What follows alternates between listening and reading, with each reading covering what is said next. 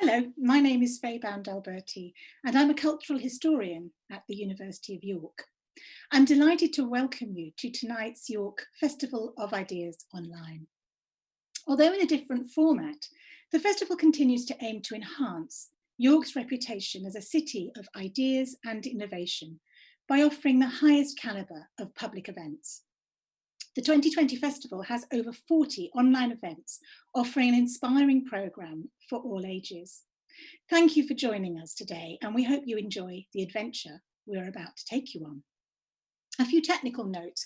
If you're watching live, you can ask questions using the Q&A button on your screen.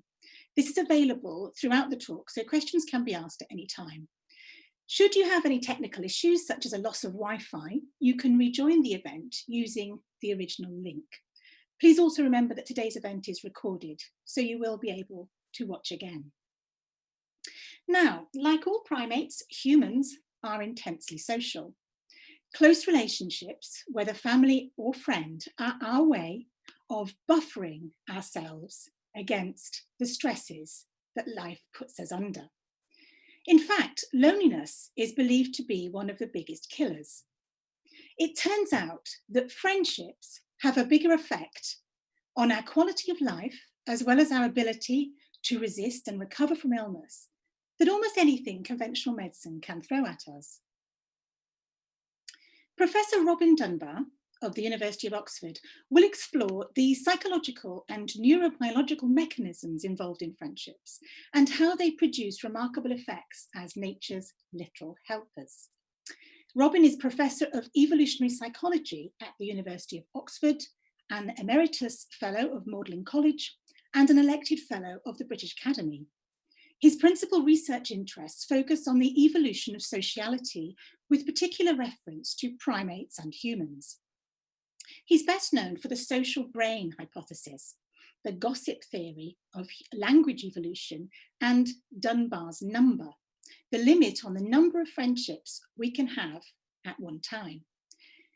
His popular science books include Grooming, Gossip, and the Evolution of Language, The Human Story, How Many Friends Does One Person Need?, The Science of Love and Betrayal, Human Evolution, and Evolution, What Everyone Needs to Know.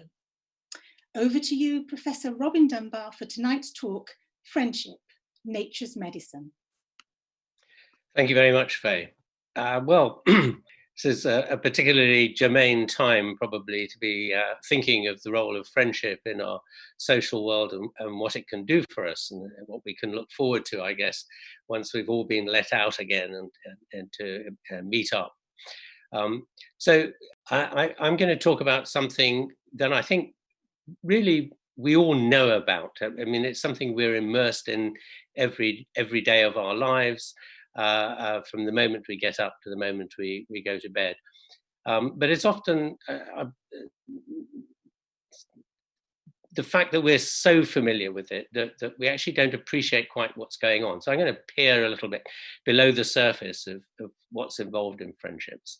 And I hope that at the end of it, your response is actually going to be, oh, actually, I knew all that. I just never realized it, because I hope that a lot of the things I say will strike you immediately as something very, very familiar. It's just that you sort of hadn't been aware of how this was working or why.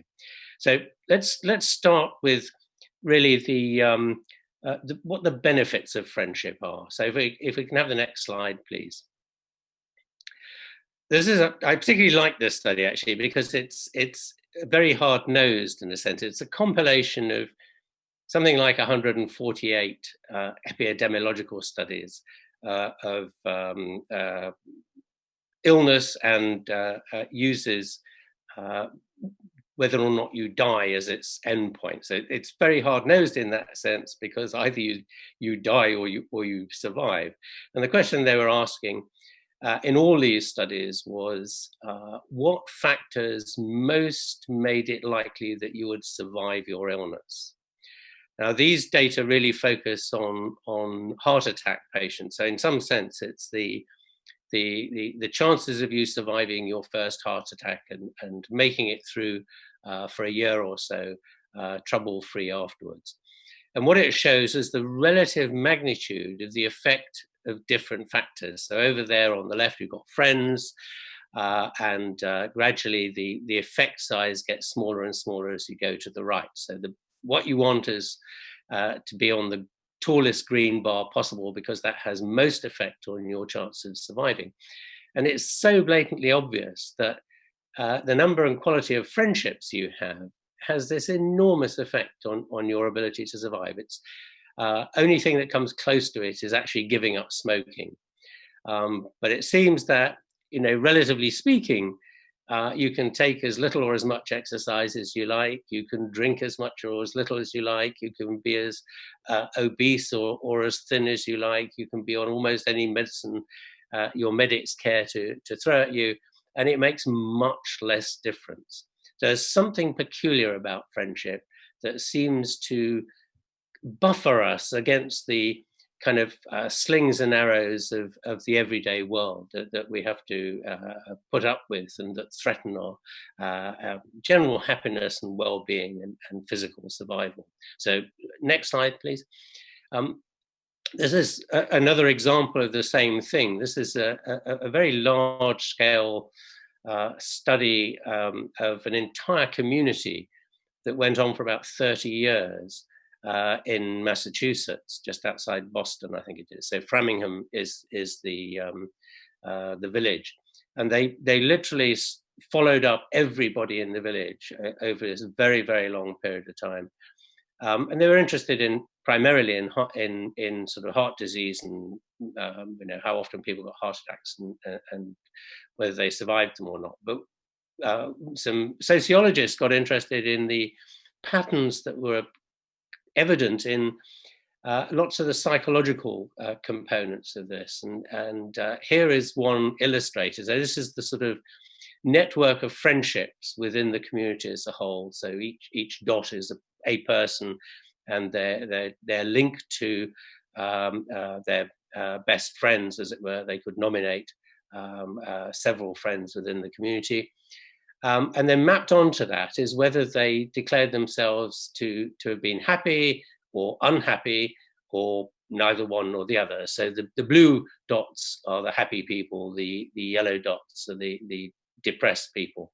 And what is very obvious here is there's a very strong tendency for the blue dots to hang out together, and the yellow dots, the unhappy or depressed people, to cluster together. So there's something peculiar about friendships that causes us to, if you like, not so much mimic our friends, but be very heavily influenced, even in psychological traits, by friendship. And it turns out from these data that the chances of your becoming obese, of your becoming depressed or not depressed, of giving up smoking, of dying, are heavily influenced by the chances, whether or not, rather, your best friend falls into that category, and they were able to pick up the sort of declining magnitude of an effect, but still a sizable effect, from friends of friends and friends of friends of friends. So that sort of little social world in which you sit strongly influences, your own behavior, and indeed even things like your mortality risk. So next slide, please. So just to sort of sum up, really, some of the costs of loneliness, and this is sort of really putting together a great deal of work by a large number of people that have, in many ways, to our surprise, I think, over the last no more than 10 years, identified loneliness as a major psychological and physical medical problem. That it has loneliness has more effect and is a bigger risk for people than almost anything else that happens to them, or that they are, if you like, in themselves. So essentially, the number of friends you have affects how depressed you are. So, being lonely, not having many friends, increases the risk of depression. It increases the risk of obesity because you're not eating very well. It has a terrible effect on your immune system. So loneliness reduces the quality and effectiveness of your immune system, which means you're then sort of less able to resist diseases, the sort of winter colds and all these kind of things that hit you. It increases the risk of hypertension and therefore things like strokes and heart attacks, increases the risk of Alzheimer's dramatically. It even increases the risk of dying, especially, as it says here, from cardiovascular diseases. Some cancers, but not all cancers, I might add. And it also sort of is associated with really the number of close friends you have, what I call the shoulders to cry on friends, the people who'd come to you, help you out and listen to your troubles and give you kind of emotional support as you go along. It affects your happiness, your satisfaction with life as you're living it, your feeling of whether life is worthwhile. It affects your engagement with the local community in which you live. It even affects your trust in strangers, in other people. So it has dramatic effects on many different aspects of our psychology and physical well-being. Next slide, then. So the question is, how many friends can you have, and should you strive to make big efforts to increase the number of friends to whatever the limit that Facebook will allow you to have? So let's have a look first at what friends, the number of friends looks like in the real face-to-face world. Next slide, please. So these are just two of our data sets. An early one and a late one, in fact. The one up on the top right there was the very first study we did, trying to look at the number of size of friendship circles and people. And we had the idea of asking people to make a list of all the people they were sending Christmas cards to one year. So this is in the days when people were still sending large numbers of Christmas cards. And we asked them not, how many cards do you send, but to tell us how many people were in the household as a whole. Here's the distribution. You've got quite a wide range from sort of somewhere down about 30 to somewhere up around 350 or thereabouts. But it's very strongly peaked in the middle, and that the mean is almost exactly on 150. And then just a couple of years ago, we were doing some work on a huge mobile phone database, a national mobile phone database. It represents about 20% of all the adults in the country it came from. That country isn't Britain, by the way. And what's plotted here is just the distribution, the frequency distribution of the number of people that each subscriber called over the course of a year, a number of different people, that's to say. The axis at the bottom, the x-axis, is in logarithmic scale, just so it's compressed so that you can actually get it onto a screen, because you can see some people are calling well over 2,000 people in the course of the year. But the average and the peak is very strikingly almost exactly over 150. So, and this is what we keep finding. We've looked at many, many different kinds of databases. We've looked at the size of communities in small-scale societies, and what we get is a figure of 150, give or take a bit. And I should point out that this includes not just what you would think of as friends, it also includes family. So family, we take a Facebook definition of friends here, that it includes family as well. It doesn't include your stockbroker and your baker and your butcher, whom you might, for example, phone regularly for various purposes. It's the people you phone socially. And that's quite easy to do on something like phone databases, because you can have a requirement that there has to be at least 2 phone calls in each direction for it to count, or some such measure as that. So it's not always you calling 0800 numbers, or you calling your solicitor and them not responding to you. So this number 150 is what's now known as Dunbar's number. the number of relationships that you can manage, and this, in fact, actually is turns out to reflect the size of our brain. It's actually correlated with the size of our brain compared to other monkeys and apes. It's actually where the number originally came from. Okay, next slide, please. So the question is, here we are.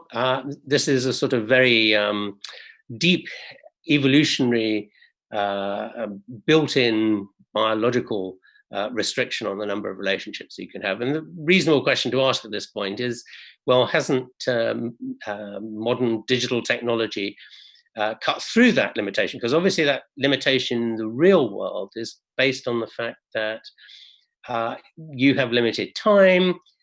You can't go around talking to everybody in the country simply because of distance and because of the time you have. So that's going to restrict the number of friends you can have. But now you can go online with Facebook or email or whatever it is, and maybe that would allow you to have more friends. And of course, both email, when it first started, and Facebook explicitly said, you know, what we're going to do for you, what this new technology is going to do for you, is to increase the size of your social world, allow you to have friends all over the world. So the question is that true or not? So next slide, please.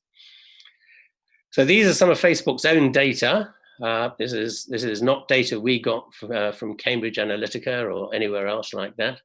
This is Facebook's own data done by one of the analysts that does quite a lot of analysis for them. It's simply the plot of the number of friends on Facebook for 1 million Facebook users.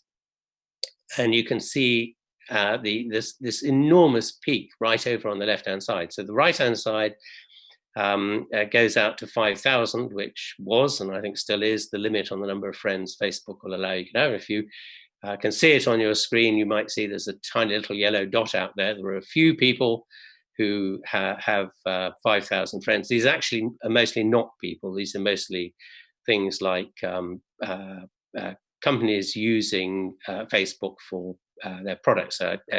Cadbury's had Facebook pages for some of their products. So you can, the magic of Facebook is you can sign up to befriend a Twix or something like that, some chocolate bar, and get both a friend and a chocolate hit at the same time. It's wonderful stuff. But the rest of us are pretty much below 1,000. And in fact, the vast majority of people have between 150 and 250. There's a fair number that have more than about say 400 or 500, but after that it gets very, very small indeed. But you know, given the number of people that are on Facebook, obviously that's a large enough number that everybody knows somebody who has 2,000 friends on Facebook. So here it seems is evidence that, in fact, Facebook doesn't change your social world. And that's because your social world really is restricted by what's going on inside your head, your ability to handle relationships, in fact. And I might add that these Facebook data have been replicated in a number of much, much smaller scale studies. And we did an analysis based on a national survey of several thousand people around Britain, and it produced exactly the same shaped graph with exactly the same peak in around about 150 to 200. Okay, next please. So there you are with your 150 friends, but your social world doesn't look like the photograph on the left, a sort of anonymous, amorphous crowd. Your social world looks much more like the photograph on the right at the bottom. It's very clumpy. So next slide, please. And in fact, it looks like a bit like this. So this is based on our fairly extensive analyses of the structure of social networks, people's social networks. They all have this sort of layered circular appearance, a bit like the ripples on a pond where you throw a stone in, as it were. So you're sitting in the center there. You turn out to have typically about 1.5 intimate friends, and then a circle out beyond that of 5 close friends, and then 15 best friends, 50 good friends, and so These circles are inclusive, so the 5 close friends includes the 1.5 intimate friends, 15 best friends includes the 5 close friends, and so on. You can see the red line defines the limits for the 150, and then there are some layers out beyond that that go to 500 and 1500. We think the 500 layer is what we would think of as acquaintances. Many of these people you work with, sort of, you know them well enough, perhaps go and have a beer with them after work or something. But the difference between the people inside and outside that 150 layer is the people in that acquaintances layer you wouldn't invite home to your big party, basically, is the difference. And beyond that, at 1500, is a purely psychological cognitive limit, which is appears to be the number of names, faces you can put names to, around about 1500. So what's peculiar about this is this very tight structure to these things. There isn't a lot of variation around these numbers. And they're scaled in a very peculiar way. Each layer is 3 times the layer inside it. That said, your social circle actually consists of 2 separate groups. There's actually 2 networks that sort of are interdigitated with each other. For most of us, it's about 50-50. One is family, the other is friends. About half your social network consists of extended family, the other half are friends. And what's very nice, because it emphasizes the importance of family, is that if you come from a big family, you actually have fewer friends. Our data show that very nicely. Several people have commented on this to me when they've heard me talk about this, saying, yes, I come from a huge family. It takes me all my time to get around my cousins. My husband or my wife comes from a very small family, and he has a great many friends. And most of these layers consist roughly 50-50. Obviously, the intimate layer in the center tends to be unrelated to you for obvious reasons, but all the layers out beyond that are 50-50, family and friends, till you get to the 150, and then after that they're all friends. Okay, next slide, please. Just to show you how really widespread and robust this effect is. So these are the average layer sizes that we've obtained from Facebook databases. So these are all publicly available Facebook databases. From Twitter, so this is looking at the number of the conversations going on between the followers of a Twitter account, not how many followers the account holder has, but the Twitterati, as it were, talking to each other. Our cell phone database, and then at the bottom our face-to-face database, which is where we started. And you can see that the sizes of these layers are almost identical, all the way through all these different media, if you like, and contexts. The only one that's missing is the Twitter world, the 150 circle, which I'm slightly glad about, actually, because I figured if there was a 150 circle in there, it would reflect very badly on the people who follow Twitter accounts, because it would imply they had no outside social life. But there you go. Okay, next slide, please. And here, just to emphasize how costly your friends are, and again, treating family and friends the same. The graph on the left there is the average frequency of contact per day for people in these circles, not the innermost circle of 1.5, but starting at the 5 and going out to the 500. And you can see huge amount of our social effort is devoted to these 5 people in the center there, what I call the shoulders to cry on friends. In fact, 40% of your total time and effort is devoted to just these 5 people. And we devote another 20% to the 10 people that in addition make up the 15 layer. So the 15 layer altogether, those 15 people get 60% of your total social effort. So much so, in fact, this is so costly to you that the people in the outer 150 layer, so it's about 100 people out there, they get about 30 seconds per day from you on average. So you actually have to see them incredibly frequently to get it, if you were to get it up anywhere close to seeing them even for an hour. So, okay, friendships are really costly things to maintain. Next slide. Now, here's the payoff for you, and perhaps the reason why you invest so much time in your friends. This is a plot of the measure of emotional closeness. Very simple 0 to 10 scale. How emotionally close do you feel to this person? 10 means I love them dearly, and 0 means, oh, I'm just neutral. There's no negative component here. It's just neutral to I love them dearly. And it's ranks the your friends in order. This just shows data for the first 15 closest friends and family that you have, and you can see this drop off in emotional closeness as the person goes further and further out. In other words, people who are really in the inner circles get much more, not only much more attention from you, but you also feel more emotionally close to them. And the key thing here is that the order that we've put them in at the bottom on the x-axis is the order in which they actually do support you, and the order in which you expect them to come to your aid. So it's your expectation that they will help you if you ask them to do it. So they're ranked in that order. And you can see that you actually invest more heavily in the people you expect to get more support from. And that emotional closeness is simply a consequence of how much time you devote to each of those people. So there's a very, very tight correlation between the emotional closeness you have to somebody and how much time you invest in them.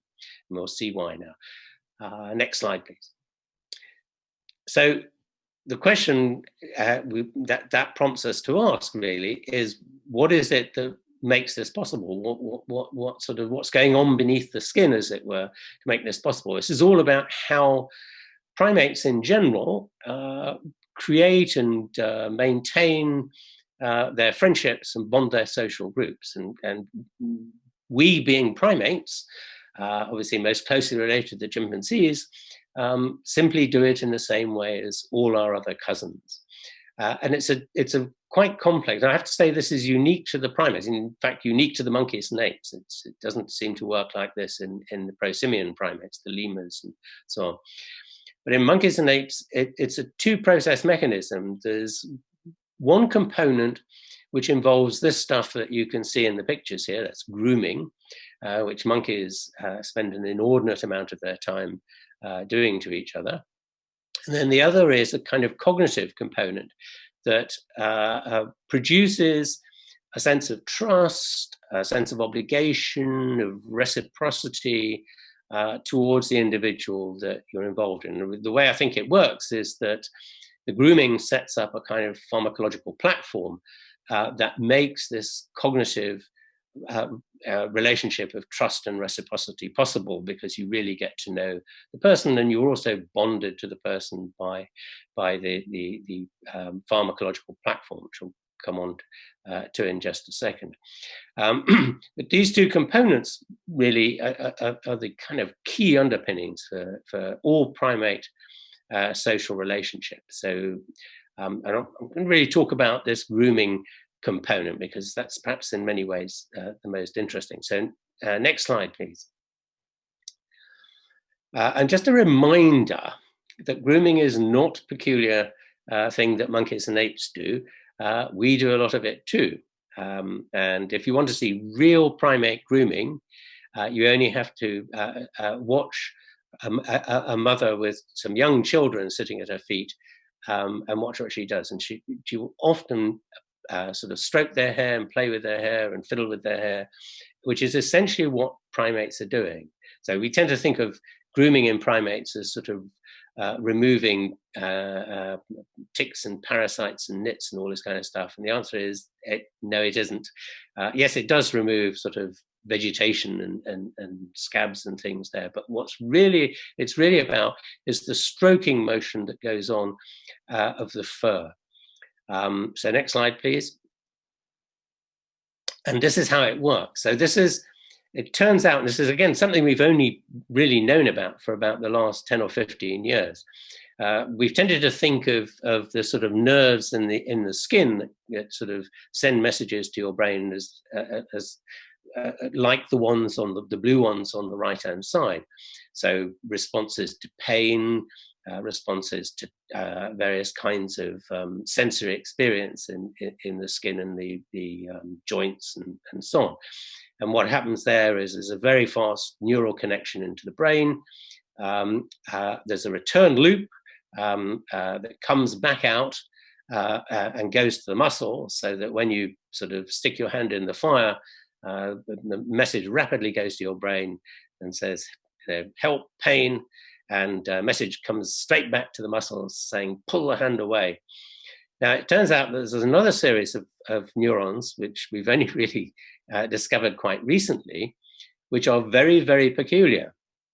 They're known as the C-tactile neurons, and they respond to one thing and one thing only, and that's light, slow stroking at about 2.5 centimeters per second, which is, it turns out to be exactly the speed with which animals smooth the fur when they're grooming, and the speed at which you stroke somebody when you're stroking them. If you do it at 30 centimeters per second, it has no effect at all. It has to be round about 2 to 3 centimeters a second.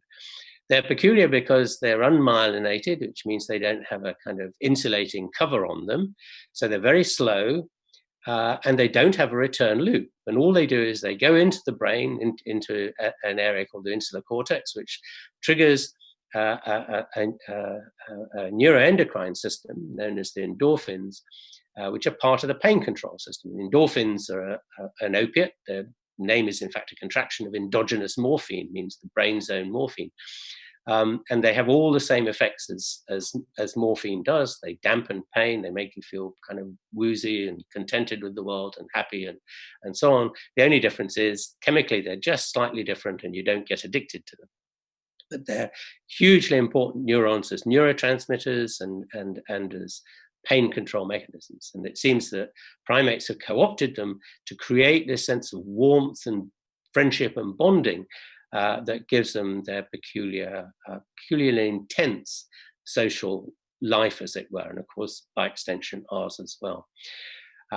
Okay, next slide, please. Now, just to show you that this really does happen in humans, this is one of our neuroimaging studies done by my collaborators in Finland, and it shows the brain firing up in response to endorphins. So these are the endorphin receptors all over the brain firing up as they're being flooded with endorphins as a result of people being stroked while they're in the PET scanner. So we did this on blokes, we had their girlfriends and partners just stroking their torsos. They weren't allowed to go above the neck or below the belt, just light, slow stroking. And we did it on blokes only because we figured that because blokes are much less social than the girls, that if we could show it on blokes, we could show it on anybody, frankly. And sure enough, here it is. It's absolutely going crazy. The brain just soaking up endorphins all over the brain in particular, except the back part on the left-hand side of the middle brain diagram there, which is the visual system. So not surprisingly, there's no receptors there. Okay, next slide, please. Now, the problem with grooming is in fact, it's intimacy. It's very much a one-on-one thing. And it turns out that, you really can't groom. Monkeys don't groom, and even we don't groom with more than one person at the same time, whereby grooming in humans, we mean stroking, cuddling, and petting. You don't believe me? I invite you to try it out in the backseat of the cinema when we can get back into seeing films again, and try cuddling with 2 people in the backseat. I can bet you that one of them is going to walk out cross within 10 minutes at the most. It's a very, very intimate thing. So this is the problem we have. It's fine for monkeys and apes because they have small groups. They've got enough time available to bond these small groups, but humans with our huge groups of about 150, and monkeys typically live in groups of 20 to 30, chimpanzees about 50, the very social baboons about 50 again, but no primate really has group sizes above 150. So the problem we faced, or ancestors faced, if you like, was trying to push our group size up above the limit in primates. How did they manage to do that? And the answer is we discovered new ways of triggering the endorphin system that we could do with many people at the same time. And because it does not involve physical contact, right? This is the key thing. And these are essentially in order in which they came into the human species over evolutionary time, are laughter, which is a completely universal feature for all humans. All cultures have it. We even share it with the great apes. It's virtually identical. That probably came in about 2 million years ago, probably about 500,000 years ago, singing and dancing, and by singing I mean wordless singing. And then probably from about 200,000 years ago, the appearance of our own species and the evolution of language, the rituals of religion and storytelling, and a lot of other things like feasting, in other words, social eating at the same time. And each of these turns out to trigger the endorphin system extremely well. I just show you one example, which is for laughter. Next slide, please. So what we did, there's two parts to this. The first part is a series of experiments we did. And in order to show whether, we wanted to know whether laughter triggered the endorphin system, but we did what a lot of the pain people do, is we just used a pain threshold proxy for endorphin production. And the way we do it is we give you a pain test. What's your pain threshold?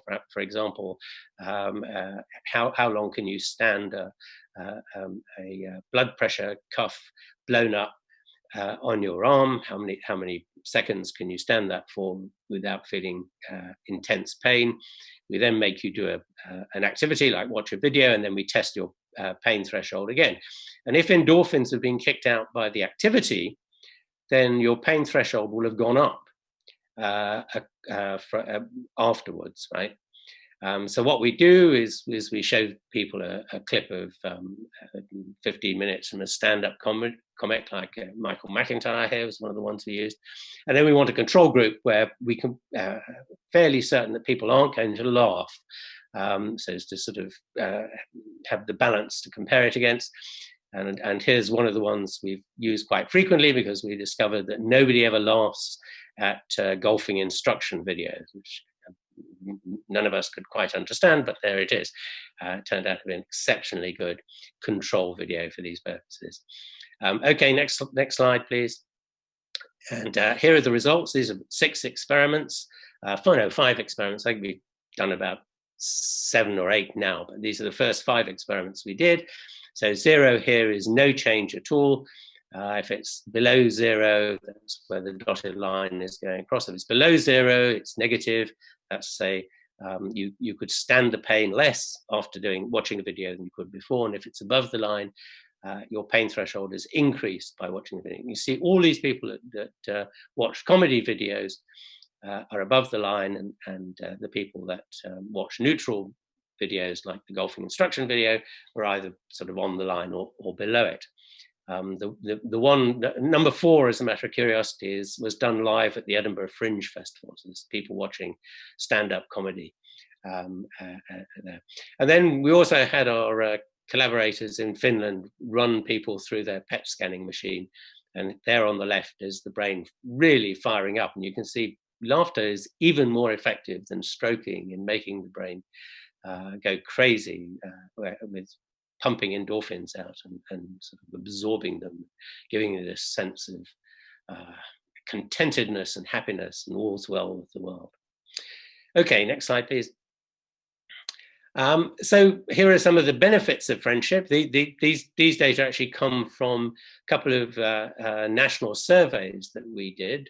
At the top there is the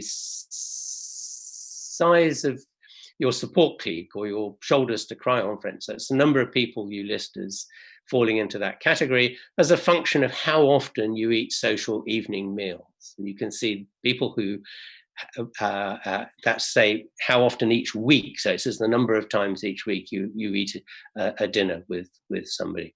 So the more you have social dinners, the more friends you have. Even if those social dinners are just family dinners at home, you're still getting out, it seems, and building friendships. And then at the bottom is the ratings by these people on how they felt on a series of standard questions. They've in fact come from the national, the Office of National Statistics regular annual surveys. So they're how happy were you yesterday? How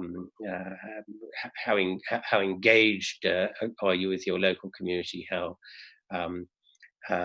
trusting are you with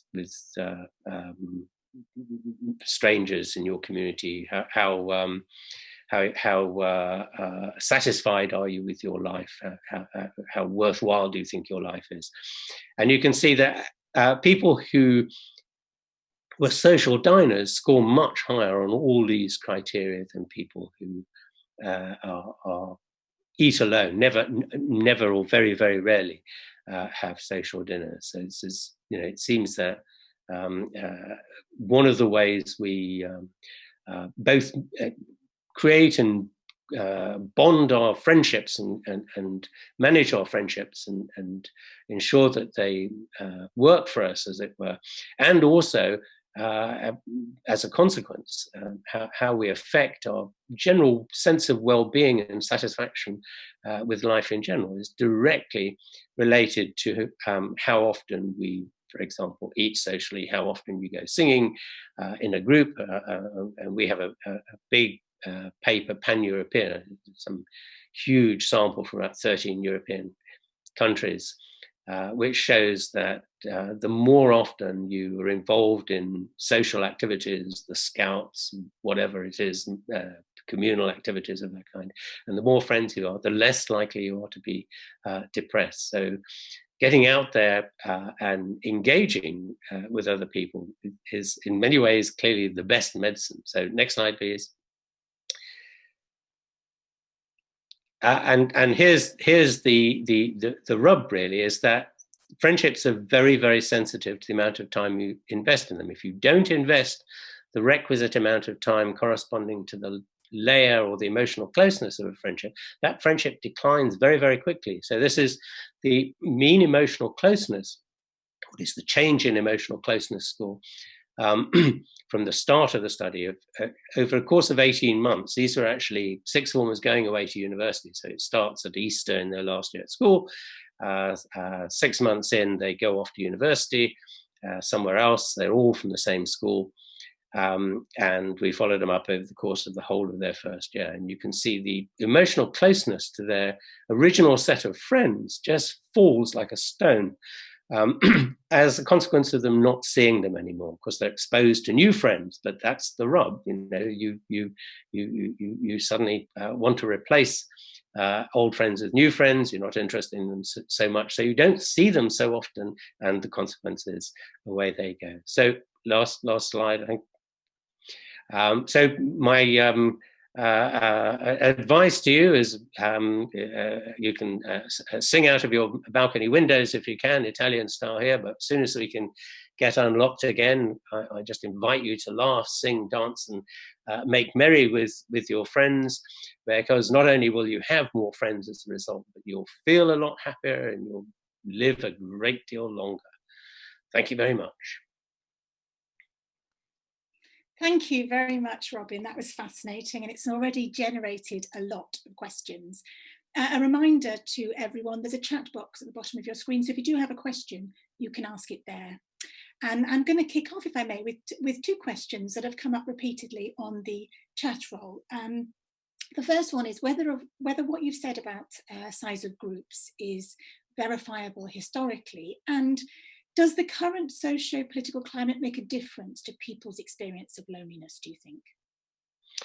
The answer to the first question is, obviously, it's kind of hard to know what friendship circles are really like. We probably get ideas from people's letters and other historical documents of their close friends, but not their total friendship circle.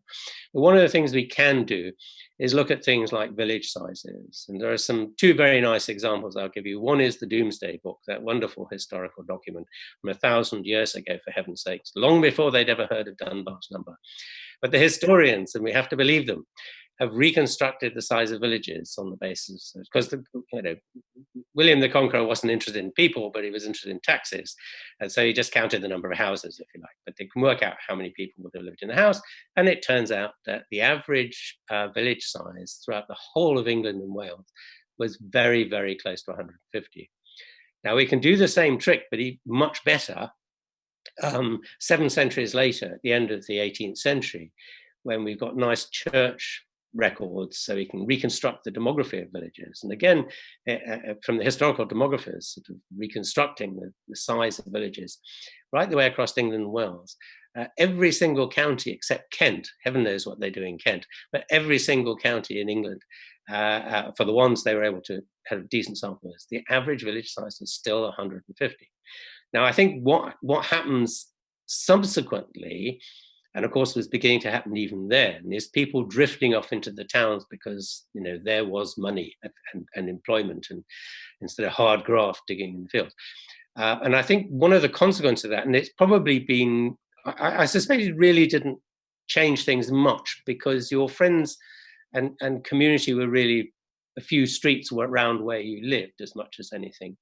But what really has made a difference, I think, is fast, cheap travel. So really, since 1950, take that as the break point, what's actually happened, I think, is because we move so much, instead of spending most of our lives in our home village, we end up with a very, very fractured social network, which actually consists of a sort of stable family core and then small groups of friends that sort of reflect our travels around the country and the world, whom we sort of keep in touch with and reflect past life, but who don't know each other and don't know our family. So instead of, you think of a historical village, everybody knows everybody else, and everybody's business is everybody else's business. And the village policeman is the village, it's granny wagging a finger at you and you behave. And now I think with our sort of fragmented and distributed networks, because they're scattered all over the country, we don't have that sense of obligation to the community that we kind of had once. I think therein lies many of our troubles. I suppose a related question is, what is a friend? And Diane has asked, the word friend has different meanings. Close friends are very different to friendly neighbours. Do the research studies shed any light on the importance of the depth of friendship? For example, is one close friend worth 6 friendly neighbours in terms of impact on happiness? Well, I think this is I would say everybody, you all know what a friend is, as well as anybody else does. And Facebook has muddied the waters for us by calling them all friends. But I think people know. And I think that's very clear from the patterns of postings that you see in, for example, Facebook. They're very targeted to certain people, and you get these patterns, these layers, even within the Facebook data. So what it's really all about is the time you invest in somebody, and that creates the differences between close friends and kind of, if you like, best friends, and sort of out at the outer end of the circle, just friends, and those reflect really the effort you put into maintaining them. And you make a judgment which says, I think Penelope is the best person in the world, and I'm going to make a big effort to try and spend a lot of time with befriending her. Of course, the problem is, it takes 2 to tango always, and herein lies the dilemma of loneliness, because it's all very well you wanting to be somebody's friend. The question is, do they want to be yours? Because they've got to make room for you in their busy schedule. And in some sense, your understanding and appreciation of the quality of that friendship is built not only on you wanting to be the best friend of somebody, but your perception of whether they actually are reciprocating that. And that's really the key.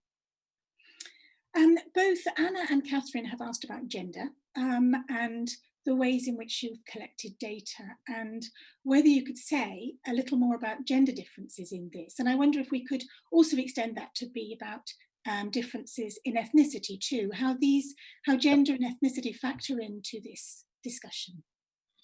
Okay, the gender question is very easy to deal with, partly because our first big study was done only on women. The reason we did it only on women is because women are much more social than men. So there's loads and loads of psychological studies now, and we ourselves have done a lot, showing that women's social skills and social cognitive skills, in other words, the psychological mechanisms that allow them to do these social things, are simply better than men. Now, to restore men's reputation here, let me hasten to add, it's a bit like stature, sort of men are taller than women on average, but a good number of men are shorter than many women, and a good number of women are taller than many men. So the same goes for this. And it turns out that because your psychological skills, and what in particular mentalizing skills, your ability to understand what somebody else is thinking, it's a bit more than just empathy. It's really understanding how they're seeing the world, how they're going to react to something. Women are much better than that at that than men. As a result of that, they have more friends in all the inner circles. They often have slightly less in the outer layers than men.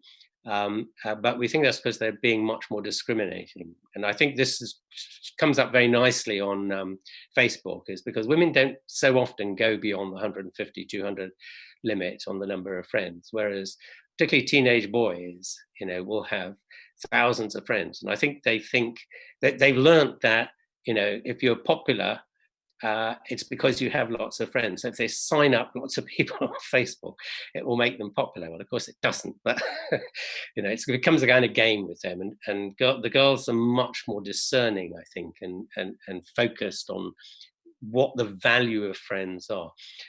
We see very, very big differences in the way friendships are maintained between the two sexes, though. With women, and we see this very nicely in our longitudinal study of the sixth formers, in particular over that 18-month study that I talked about. What prevents those friendships dying over time for women is talking more together, whereas talking has absolutely zero effect on whether or not a boy's friendship survives or doesn't survive.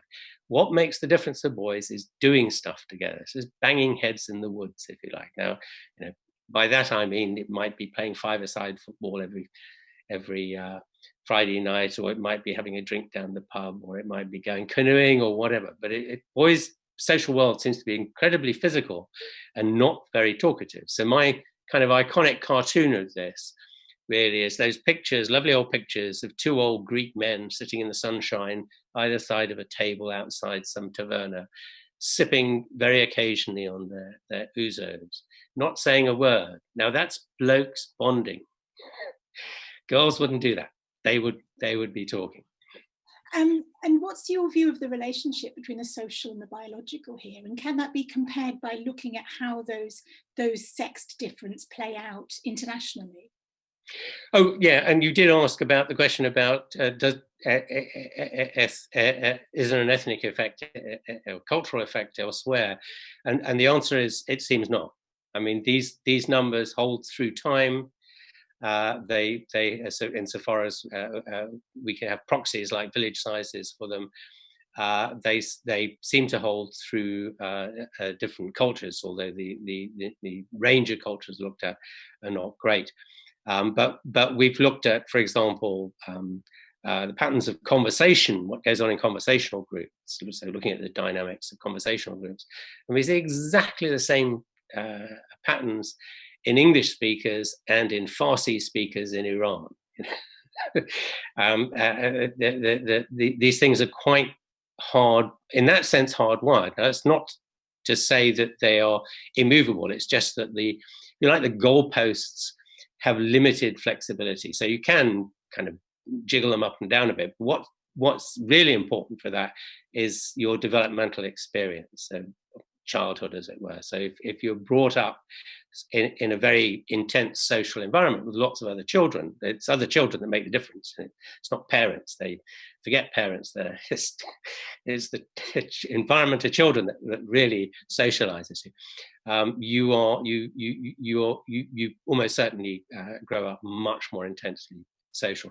There are big personality differences, though, as you might expect. In introverts and extroverts have different patterns that fall out very nicely in just the way you'd expect. And of course, there are some kind of obvious and kind of well-known cases that highlight the kind of biological underpinning of this, and that's things like autism.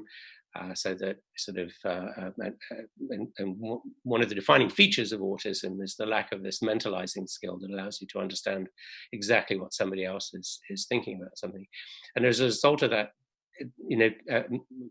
Asperger's syndrome people, high-end functioning as autists, really find the social world completely inexplicable. It's very, very hard for them to cope with, and indeed very frightening, actually, in many cases. And they find it very difficult to make friends and even to understand what the sort of meaningful concept of friendship is, because they can't engage with it. So there are clearly some very deep biological underpinnings. But that's not to say that there isn't a social component. Nothing in biology is only about genes or biology. There is always the environment that modifies, but there are limits to which the environment can ever modify the system. Okay.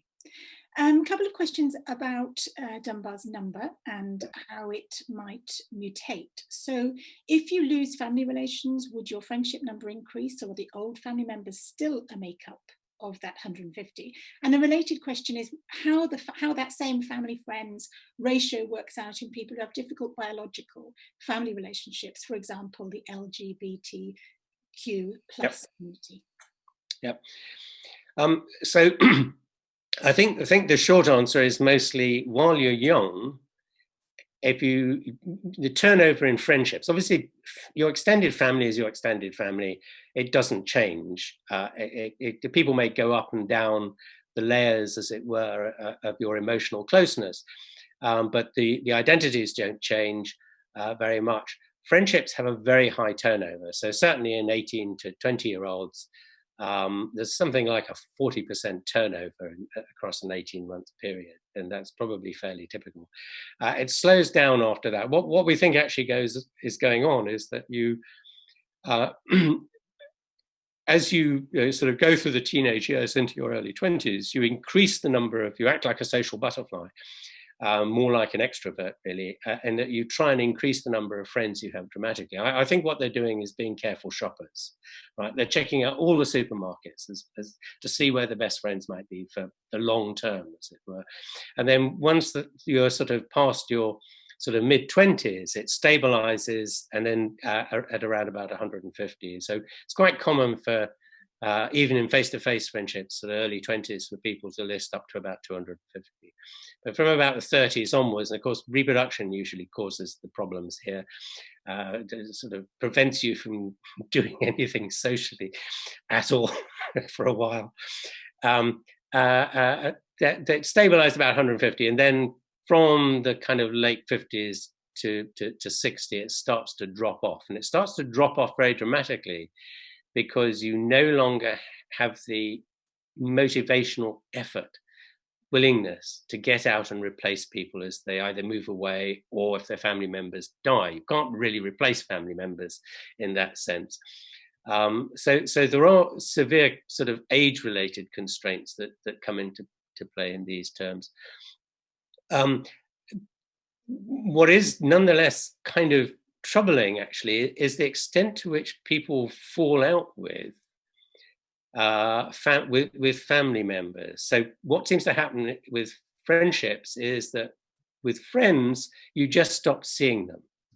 If they're a very, very close friend, so like your best friend forever, as it were, your intimate same-sex friend, usually same-sex friend,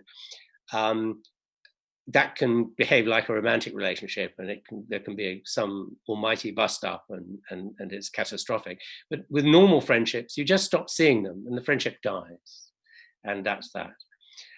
With family, that can't happen. And what's really quite astonished us is the extent to which people fall out with family members, close family members, and it's a complete rupture, and they're very, very difficult relationships to repair. Now, obviously, what you do is in general, you fill those empty slots by other people. You sort of go out and find other people to make friends with, as the opportunities provide. There are sort of cases, though, which are kind of troubling, I think, which we discovered. One was the effect of women who score high on the neuroticism scale. So they're not clinically neurotic or anything, it's just a sort of anxiousness scale, if you like, tend to have many, many fewer female kin in their social networks when you ask them to list them. You kind of go, this is not possible. You know, they can't have been born into families which had lots of male kin, but no female kin. And we think what's happened is they've so badly upset their female relatives that the female relatives have said, enough's enough, you know, stop bothering me, go away. And the terror of this really is they're the one group of people who are always going to come to your aid if you need help. And if you know, sort of cause them to step away from you, there's almost nobody left who's going to fill that gap. You know, nobody else is ever going to be as sympathetic and empathetic and helping hand and shoulder to cry on relationship for you as a female relative. So the whole, it's a very, very dynamic world is the bottom line. That I think is the best thing to say, and all sorts of things can intervene. And of course, that's also going to be true of people who are housebound. They're just not going to have the same a social world for whatever reason, that are find it difficult to make friends for whatever reasons. We've found. We've looked at the social networks of migrants, several groups of migrants in Spain, in fact, where it just happened to be where my collaborators were from for that particular study. And it turns out that their social network, simply because of opportunity, and that's the constraint for them, is they don't have the kind of cultural framework to be able to nest into the host community. So they're kind of excluded by definition, because having the same cultural kind of icons and all those things turns out to be a really important component of your friendship base, is what we call the 7 pillars of friendship. And if you come in from outside, you don't share that culture, and it's then very difficult for you to make friends with the best will in the world. Neither you nor the host community ever makes it possible for you to have a really well-structured embedding. They end up with very small networks, which have a completely different structure as a result, and therefore much fewer opportunities for bridging out, I think, as well. Gosh, well, I'm afraid we can't ask as many questions as we would like to ask, because we're running out of time, and you've clearly touched a nerve here. But I'm going to end, if possible, with one from Lisa. Do you think the findings of your research have affected the way you conduct your own relationships, or have your own relationships affected the way you conduct your That's the terror question. It always gets asked. My temptation is always to say, I'm a boy. I don't understand relationships. I think the short answer is you can't help, once you realize what the issues are, you can't help but be more sensitive to them. But that said, I think it's rather like a lot of these automated things. So most of these things we do with friends to create friendships are completely automatic. That's how they run. They're either learned or they're built in. And if you try to do that consciously, you wreck it completely. And there's one very nice example that I can give you, and that is the pattern of expressions we have when we meet somebody in the street whom we know. It's a very ritualized sequence of events, and it's cross-cultural, right? There's an eyebrow flash and a nod and a look away, and it goes in the same sequence. But once you explain that to people, they no longer can do it, because if you try and think about it, you mess this kind of natural automated thing up. So the only way to work in the social world is to forget the books, relax, and just go with the flow. That's good advice for living. Well, that's all we have time for, sadly. I'd like to thank our speaker, Professor Robin Dunbar, once more for a fascinating lecture, and thank you all for coming. A recording of this event will be available on the festival YouTube channel, which can be accessed from the Watch Again section of the festival website. Please allow a couple of days for it to appear. Now, several of Professor Dunbar's books are available from our partner bookseller, Fox Lane Books. For more information on book sales, please see the festival website or head direct to foxlanebooks.co.uk/Festival of Ideas. We very much hope that you will continue to be engaged with York Festival of Ideas. Check out the website, yorkfestivalofideas.com, for full details of all the events in the festival programme. And we'd love to hear your thoughts on these events and continue the conversations using the hashtag YorkIdeas. Thank you very much.